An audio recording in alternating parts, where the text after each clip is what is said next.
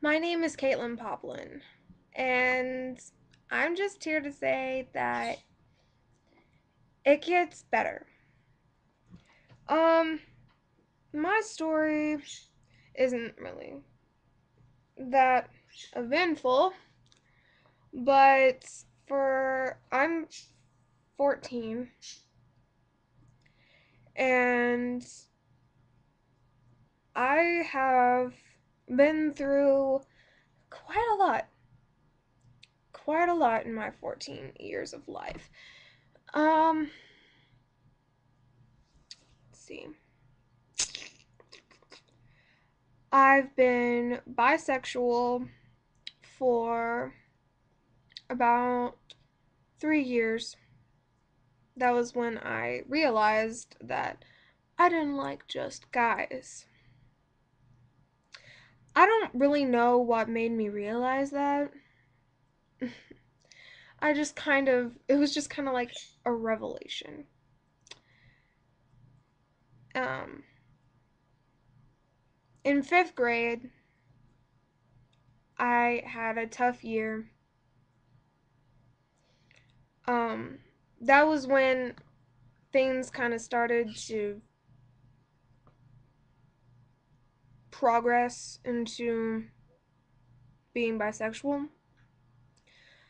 I went onto the internet and pretended I was a guy and I was having fake relationships with some of my friends that went to school with me. So, it was kind of like I didn't want to tell people that I was bisexual, but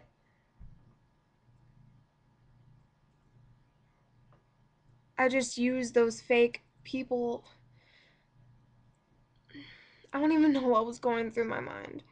But that went on for about, it was a long time. It was like 4 months. And I did some pretty inappropriate stuff. Some of the parents of the other girls called the police. And I got in trouble because I had to fess up. Because they came to my house and I tried lying, but then my mom, I guess she kind of figured out that I was lying. And so she took a hold of me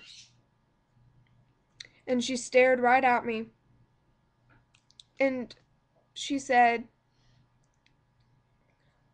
Caitlin Poplin, you are my daughter and you are not going to lie.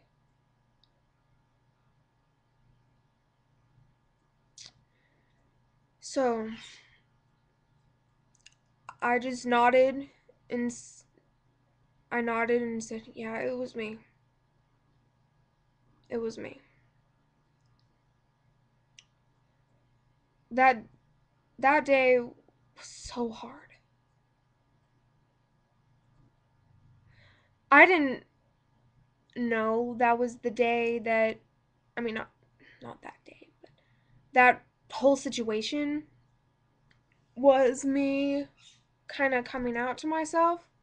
And so like a year later, because I was just thinking about it and I was just like, well, I mean, when I look down the street, I don't just pay attention to the guys. I pay attention to the girls. And I'm just like, wow, she's pretty attractive. Not just, oh, he's pretty attractive and this girl, she looks pretty, but I mean, it's not like I'm sexually attracted to her. But yeah, that's what I was thinking. I was just like, I'd like to have sex with her. But anyway, that day I was mostly locked up in my room the whole day. My mom had a friend of hers come over and they talked for hours, and then finally that friend came into my room and she talked to me and told me that it was going to be okay. And I was actually thinking to myself, my mom's going to disown me because she would not talk to me. As soon as the policeman left, she broke down. She wouldn't even talk to my dad, and my dad just looked at me and said, "Go to your room." And I didn't come out of my room for about 6 hours. I was in my room just eating away at myself. But my mom's friend came into my room and she told me to write down what I was feeling and why I did it. And I still have that piece of paper. Well, I lost it, but I still have it somewhere. But if I can remember correctly, it was just I just kept telling myself, "Oh my god, I'm going to die out on the streets by myself. My mom's going to disown me. She's going to hit me. I should kill myself." And that was not just. And from that day on, I was so down on myself. Even when my mom said that she forgave me, if like a week, 2 weeks later, she finally started talking to me, and everything was okay. But still, in my mind, I was just like, why did I do that? And I was depressed for about 3 years, and finally, my mom decided that I needed to go to a counselor, and that really helped. Like, really, if you're not going to a counselor and you people have been telling you maybe you should, because it helped me. And a lot of my friends that are really down on themselves and I tell them to go to a counselor, they're just like, "Oh, I tried that and it did not help." The person just like made me feel like I was a child, and like, yeah. But I just think that they didn't open themselves up. Sorry, my mom texted me. Um they just didn't open themselves up, and then they don't want to have someone be above them, because I know a lot of people that have authority issues. I have them myself, especially with my parents. um but anyway, for about 3 years I was depressed, and I just didn't have a lot of. I had friends, but like they didn't really like me that much after a while, because they would try to be friends with me because I was so down and stuff, and I looked like I needed a friend, and I would just treat them like crap. So, and I still kind of do that now, but I've really improved. Um but I was cutting myself.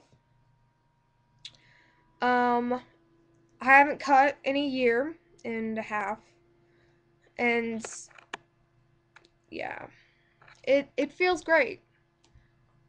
But anyway, when I went to the counselor, they gave me a Prozac, and it took a while, but finally I started seeing improvements in my attitude and stuff, and um, I became this person that is so social. I'm such a social butterfly. I made so many friends,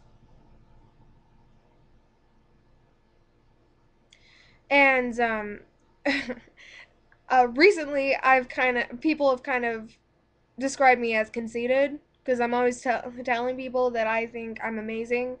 But really, everyone should be doing that. Everyone should tell themselves at least once a day that they're amazing, or that they're beautiful, or something like that.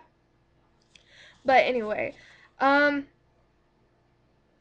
I don't think it was just the pills, that the Prozac, that made me think that way. I think the Prozac made me think that things are getting better, and then it was just kind of an illusion in my head that, hey, this is better. Think I don't have to be living like this, down on myself all the time and just blocking everyone away from me. And when I go on the internet now, I see all these kids that are doing that. They're just talking crap about themselves and that they want someone to come and help them. Well, okay, so my friend is like that, and she is just not open with anyone. She introduces herself like this: "Hi, my name is blank. Hi, my name is blank, and you probably won't like me, so I'm just gonna shut up and just not say anything." So, yeah. That's not how you open yourself up to people. But anyway, I just think that people's I ugh. Okay. I just think that people don't think that it will get better, but it will get better. It does.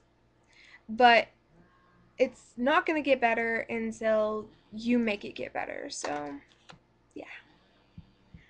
My name is Caitlin my name is Caitlin Povlin, and I'm here to say it gets better.